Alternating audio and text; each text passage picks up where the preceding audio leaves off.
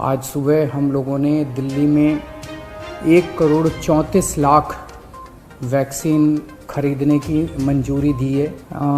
Vaccine के एक निर्माता ने कहा है कि वो राज्य सरकारों को 400 रुपये में देंगे, दूसरे निर्माता ने कहा है कि वो राज्य सरकारों को 600 रुपये में देंगे और केंद्र सरकार को दोनों 150 रुपये में देंगे। मेरी उम्मीद है कि इसको एक ही प्राइस होना चाहिए, अलग अलग प्राइस नहीं होने चाहिए।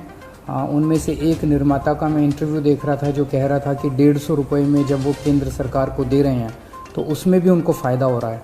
तो अगर 150 रुपये में भी उनको फ़ायदा है, उसमें नुकसान नहीं है, तो 400 रुपये में और 600 रुपये में तो बहुत ज़्यादा फ़ायदा है। ये समय ऐसा है जो कि इंसानियत को मदद करने का समय है। ये समय ऐसा है जो प्रॉफिट कमाने का समय नहीं है। देश भर के अंदर केंद्र सरकार ने कई दवाइयों के प्राइसेस के ऊपर कैप लगाए।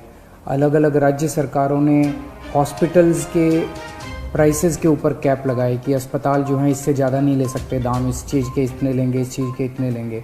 ऐसे समय में जब सारा देश मिलके कोरोना की लड़ाई लड़ रहा है, मैं समझता हूँ एक तरफ मैं वैक्सीन मैन्युफैक्चरर्स से अपील करता हूँ कि एक तरफ वो खुद भी इस प्राइस को खुद ब खुद 150 रुपये पे ले आएंगे। पूरी ज़िंदगी पड़ी है प्रॉफिट कमाने के लिए। ये टाइम कोरोना जब महामारी इतने बड़े स्तर पे फैली हुई है, लोगों से ये प्रॉफिट कमाने का टाइम नहीं है। मैं केंद्र सरकार से भी अपील करता हूँ कि अगर ज़रूरत पड़े तो इसकी भी कैपिंग की जाए और इस प्राइस को कम किया जाए।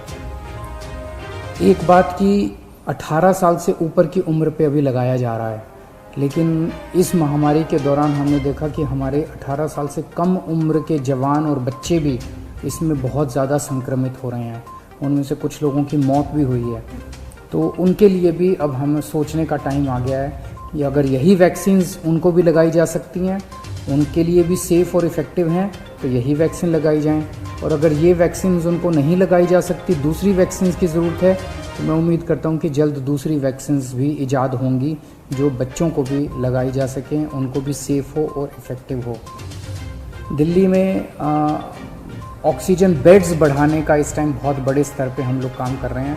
अभी अभी मैं राधा स्वामी सत्संग ब्यास के वहाँ पे जो एक सेंटर बनाया गया है उसका मुआयना करके आ रहा हूँ। आज सुबह सुबह 10 बजे वो मरीजों के लिए खोल दिया गया है। लगभग 500 बेड्स शुरू किए जा रहे हैं। आज 150 बेड्स हैं, अगले 1-2 दिन में 500 बेड्स हो जाएंगे। उसके 2-4 दिन के अंदर इसको 2000 बेड्स तक और फिर 5000 बेड्स तक ले जाया जाएगा। इसके साथ साथ वहीं पे 200 बेड्स का आईसीयू भी तैयार कर रहे हैं राधा स्वामी सत्संग में। और तो मैं उम्मीद इसी तरह से पूरे दिल्ली के अंदर कई जगह फैसिलिटीज़ क्रिएट की जा रही हैं ऑक्सीजन बेड्स की।